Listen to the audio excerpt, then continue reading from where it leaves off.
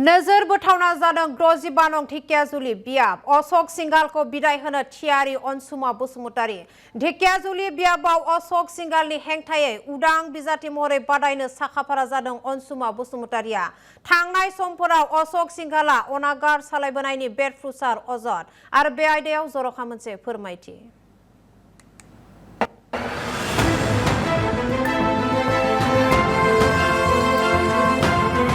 हादोरसायाव बारदों बिसायख'थिनि दुंहाव बार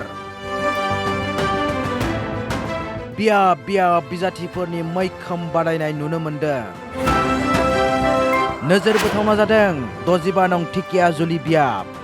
अशोक सिंगालखौ बिदाय होनो थियारि अनसुमा बसुमतारी ढेकियाजुलि बियाबाव अशोक सिंगालनि हेंथायै बादायनो थियारि अनसुमा बसुमतारी उदां बिजाथि महरै बादायनो साखाफारा जादों अनसुमा बसुमतारी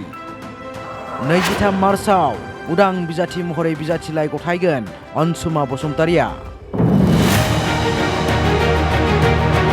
ढेकियाजुलि बियाबाव हाग्रामा महिलारि दैदेननाय BPF दोलोनिफ्राय बिधान सभा बिसायख'थियाव बादायनो सांग्रांथि जागायबोदोंमोन अनसुमा बसुमतारीया नाथाय BJP दोलोजों गोरोबलायनायनि थाखाय BPFनि दोलोआ बिजाथि फसंनो हायैयाव ढेकियाजुलि बियाबाव उदां बिजाथि महरै बादायगोन अनसुमा बसुमतारीया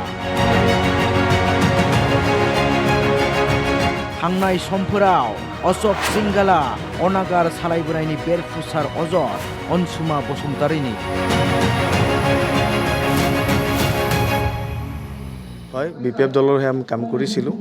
এটা পাৰ্টিটো কিছুমান অসুবিধাৰ বাবে দিব নোৱাৰিলে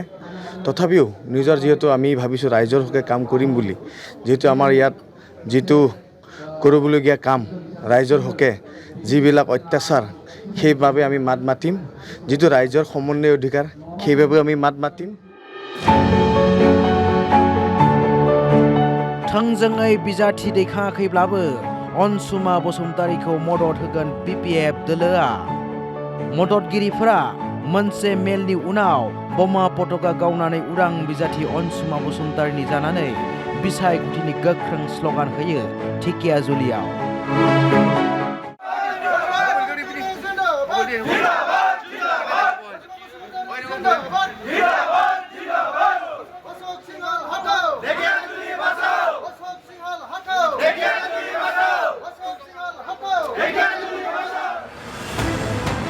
फारसेथिं अनसुमा बसुमतारीखौ मदद होनो थाखाय मेलाव बाहागो लायो माजबाद बियाबनि बारग' MLA रकेश्वर ब्रह्म बिथाङा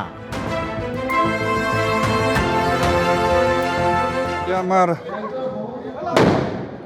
ভাবি বিধায়ক হিসাবে অনসুমা বসুমতাৰী তেখেতে নিৰ্দলীয় হিসাবে খেলিবলৈ ওলাইছে আমি তেখেতকে অলপ উৎসাহ দিবৰ কাৰণে আমি ইয়াত আহিছিলোঁ যদিওবা তেখেতে এটা দলৰ BPF দলৰ তেখেতে টিকেটটো পাম বুলি আশা কৰিছিল যথেষ্ট কষ্ট কৰিছিল কিন্তু টেকনিক্যাল অসুবিধাৰ কাৰণে তেখেতক আমি দলৰ পৰা প্ৰাৰ্থিত্ব দিব নোৱাৰিলোঁ সেই গতিকে তেখেতে নিৰ্দলীয় হ'লেও খেলিম বুলি কোৱাৰ কাৰণে তেখেতক সহায় কৰিবৰ কাৰণে আজি আহিছোঁ गुबुन फारसेथिं ढेकियाजुलि बियाबनि FRCनि माखासे गामिनि भटार्स रायजोफोरा अशोक सिंगालनि हेंथायै खुद्रिनाय फोरमायनाय नुनो मोनदों FRC गामि सनापुर शान्तिपुर सपाय आमबारि सपाय हिरिम्बापुर आरो उदयपुरनि गामियारि रायजोफोरा अशोक सिंगालनि हेंथायै बेरफ्रुसार अजद लाबोदों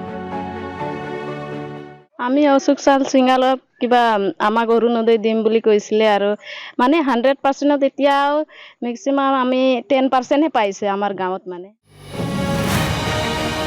थांनाय समाव अशोक सिंगाला आइजोफोरनो अरुणोदय होगोन होनना थगायनायखौ लानानै गामियारि ओनसोलाव जेबो रोखोमनि जौगाथायनि खामानि मावैनिबो गोथौ अजद सिखारदों अशोक सिंगालनि हेंथायै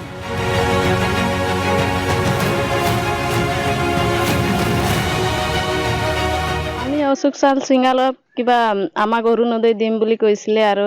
মানে 100% এতিয়াও ম্যাক্সিমাম আমি 10% হে পাইছে আমাৰ গাঁৱত মানে 90% পোৱাই নাই আৰু পিছত আমাৰ ৰাস্তাখন একেবাৰে বেয়া এইটো ৰাস্তাখন কৈছিলে বালি পাথৰ ঢালি দিম বুলি ক'লে আৰু বালি পাথৰটো মাত্ৰ 1 কিলোমিটাৰহে ঢালিছে আমাৰ গাঁৱত মানে আৰু ইফালে আৰু ইটো আমাৰ গাঁৱতে মেক্সিমাম 4 কিলোমিটাৰ হয় মানে তাৰলৈকে 1 কিলোমিটাৰ ঢালিছে আৰু 3 কিলোমিটাৰটো আছে আমাৰ গাঁৱটো আমাৰ ইটো খনাপুৰ গাঁৱত